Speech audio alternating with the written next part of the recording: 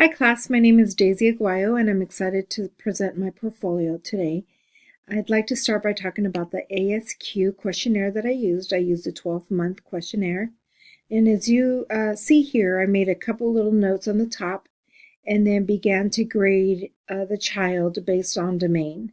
And these numbers here to the right correspond with the grading scale that they gave you at the on the back page or on the last page of the questionnaire.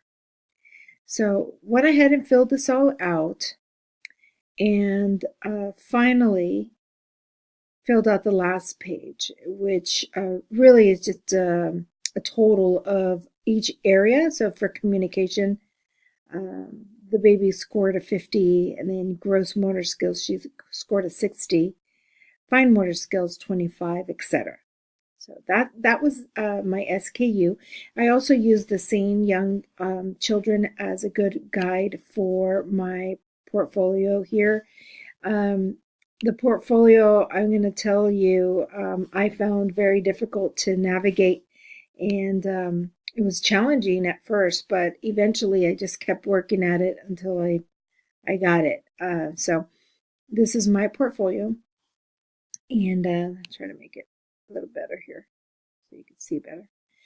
This is my portfolio, and I started with an introduction, and I was fortunate enough to do a observation on now my 12-month-old granddaughter.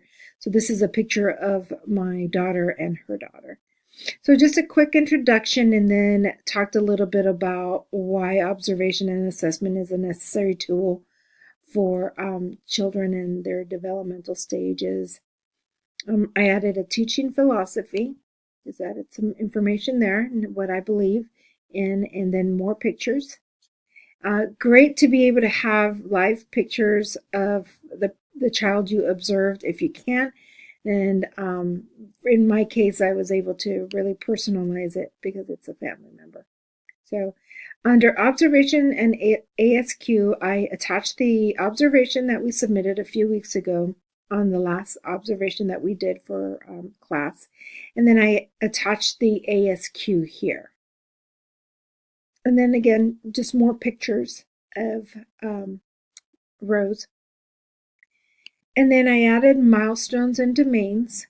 And I remembered to cite my source and then add more pictures. And then references, very important to include your references. And finally, then I included a parent letter.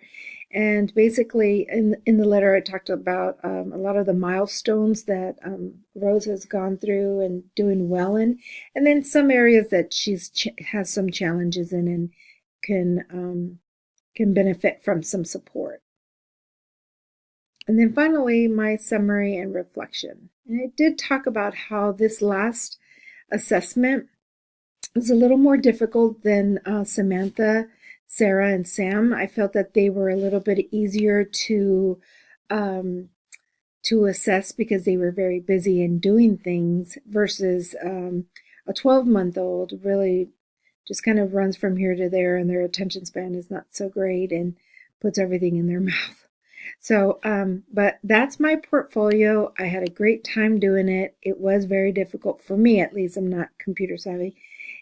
But I am grateful that I had this opportunity. Hope you guys have a great holiday, and good luck on your portfolios.